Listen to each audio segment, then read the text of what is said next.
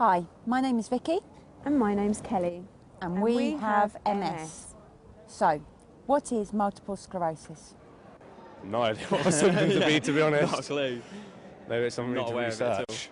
As far as I understand, it's progressive and people will eventually end up maybe in a wheelchair or gradually losing strength. Gets you degenerating a bit, so you don't really have control over what you have. You know, your normal functions get overridden a bit and it gets a bit frustrating because you can't do what you want to do. People know that MS is serious, but they don't really understand what MS is. What is MS? Now, a few sentences always is a bit hard for that one, but MS is the commonest condition causing neurological problems for young people, and it's in essence caused by the immune system reacting against nerve linings and causing damage, and the consequence of that is to have flare-ups of problems that tend to get better in the earlier years and eventually to reach a phase where things gradually deteriorate. The simple view of it is that the immune system becomes overactive and starts reacting against the myelin nerve linings and causes it to be damaged and come off the nerves. So then you have a bare nerve which simply doesn't conduct the signal properly. I started revising because I had the exams at university and I couldn't write, and that's how I'm used to revising, and I thought, oh okay, it's going to come back, and like waited quite a few weeks, and that was the only symptom I had. And then my right leg, because all of my symptoms are right-sided, my right leg started to feel weak, and whenever I went on walks it would always give up on me. I started to feel tired quite a lot and always was in bed before everyone else. I had lots and lots and lots of symptoms. Numbness in my legs, optic neuritis, numbness in the hands. Yeah, I felt it was a very weird feeling, just sort of this numbness in my leg, and just it felt okay a couple of days ago, and now it's just really odd. It's the best way I can describe it. A diagnosis of MS can for some take several years, for others it may only be a few days, but for everybody there is always a reaction. Sometimes people feel relieved to finally know what is wrong with them. The lead up to my diagnosis was rather sudden. I had a kind of a discomfort in my shoulder for 3 weeks, and then I was at work one day and my vision became pretty blurred. So I went outside to get some fresh air and my balance seemed to have gone, and then I was kind of very concerned. And then that evening I had continual vomiting, and I had no idea what was wrong with me. The next day I was taken to hospital, and after various tests and scans I had an MRI scan, and they revealed that I had a probable diagnosis of MS. So I went to the neurologist in mind with a strong suspicion that I had MS, and basically said to him, these are the symptoms. From what I've counted, if this is MS, I've had 2 relapses. I think it's MS, and he just said, I think you're right.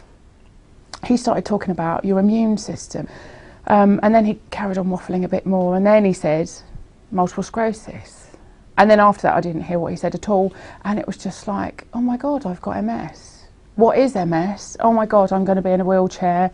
And so I cried all the way home on the train. Well, not knowing what was wrong with me was probably the hardest thing. I was confused, but I thought I was lying there in hospital bed, paralysed, disabled, just out of nowhere, randomly woke up like it. Yeah, and I thought I was actually going to die. I thought it was fatal. And so I was lying, I didn't know what to think. I can't remember what I was thinking, but I remember I was laughing quite a lot, and it was a big shock, and it was just surreal. The good news is, 15 years ago we had very little in the way of treatment at all.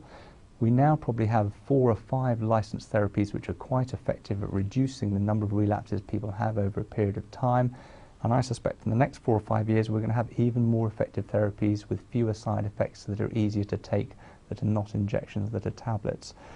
Most people with MS know that at present the treatments for MS are injectable treatments, but there are a whole number of other treatments coming online that will suit people in different ways. Some people want tablets, some people want injections, some people might not want any drug or pharmacological treatment at all and will pursue treatments, sort of physical therapy treatments and that side of things. So there's a whole range of treatments that need to be tailored to the individual person and the individual person's MS. There's a lot of support around for people with MS. It's knowing what's there and what's in your area that's often the real difficulty. In general, people will be diagnosed with MS by a neurology specialist, and that will be your point of contact for medical questions, or if your MS has ups and downs.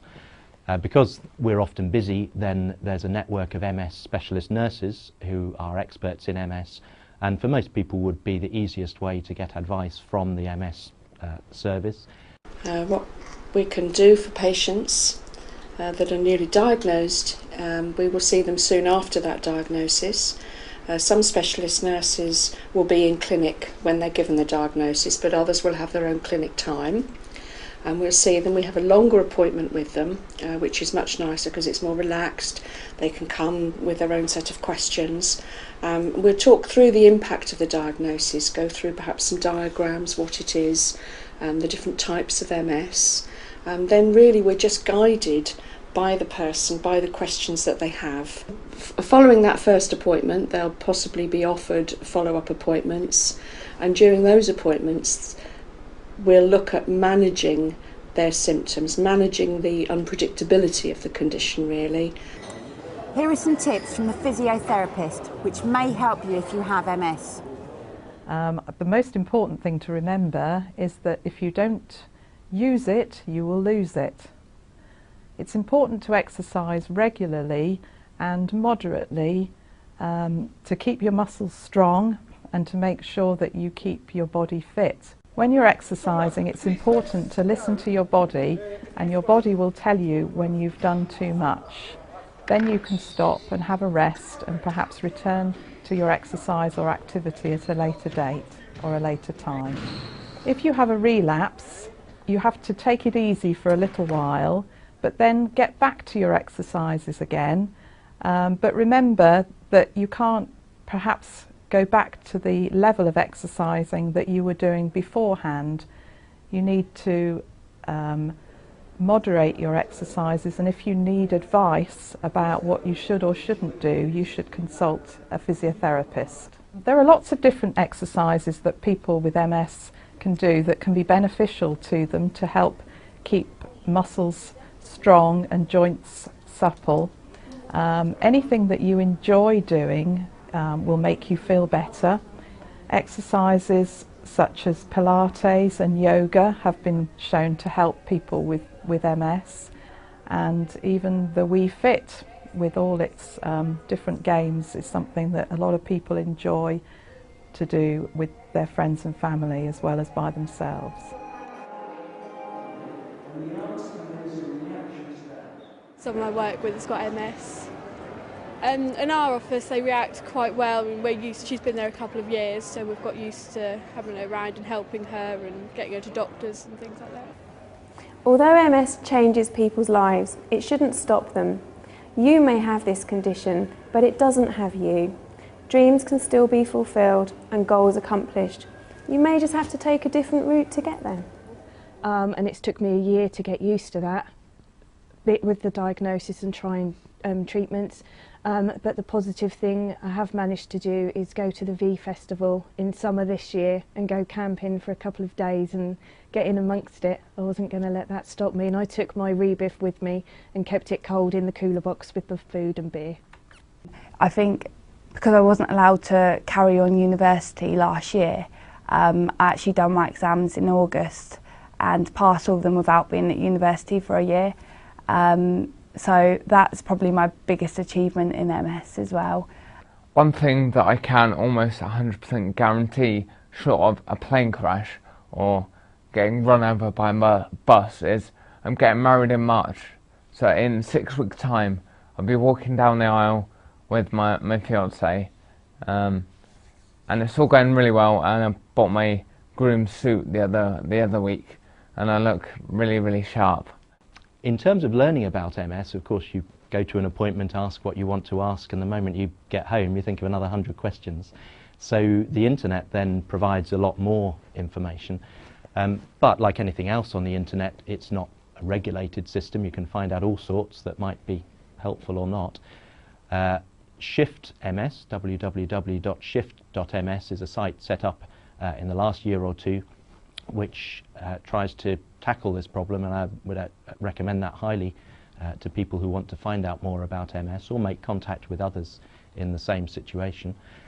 When I was first diagnosed, my neurologist told me that people most commonly diagnosed with MS in their 20s and 30s. I spent a lot of time kind of online looking for resources that I felt were appropriate for me. I felt a lot of the sites out there were kind of dominated by much older people with a kind of more developed course of MS. And so kind of from that, myself and a group of friends set up www.shift.ms, which is a social network for young people to support each other. One thing that made me change my mind and spurred me on was meeting Kelly and the mustard soup group, and knowing that actually you're not on your own and that there are other people there with you, because for the first year I felt so isolated and you just think that you're on your own. And I kept being told all of the time, oh, it's a really common thing, it's such a common illness, and I'd sit at home, particularly during the early days after my relapse and my diagnosis, as during recovery, thinking, well, where on earth is everybody? So I just kind of started putting the feelers out really and talking to my neurological nurses and saying, you know, I really want to kind of get a group of young people together because I think we all need to support each other. It's really information giving, possibly signposting if they want to access other services like physiotherapy or the charity, perhaps one of the centres locally. And a lot of it is really just sort of keeping them on board and being there for them. So there are many areas that we can help the newly diagnosed. The hardest thing for any of them to do is to either ring or come in. It's very difficult walking into an MS centre, and what I would like to think we can do is just to support and cradle that person for as long as they need and when they need it. If somebody comes to see me and I don't see them anymore for 6 months, I don't think, oh dear, what did I do wrong? I think that's great, they don't need me at the moment. Having said that, if they ring me every day for the next 6 months, that's fine too, because what it says is they need my support at the moment, and that's what I'm there for, and that's what the MS Centre is there for. I look at my children, I look at my husband, and I just draw so much strength. The children need a mum, my husband needs a wife, the washing still has to be done, the ironing still has to be done, we still need a meal on the table. And I haven't got time to be down in the dumps about a problem which I've been handed. It is what it is, it's the hand that I've been dealt, and I think that it will make me stronger for it. I did very well in my exams. I came out the other side proud of myself and absolutely determined to get through the rest of the course. So I'm more than happy to be a GP. Just because you've got MS doesn't mean you have to stop dreaming. The only person that's going to stop you dreaming is yourself, which is completely true. The only person that's put a full stop in your life or isolated you from something, from someone, is yourself. It's not them, it's not the disease or the condition. It's you, and it's the way you're thinking. There are many unknowns with MS, and as there is with for anyone, any life, and I think it's just important to deal with what you have right now and make the best of it and not worry about what may happen. When it does happen, you deal with it and you move on. So just get on with it and enjoy.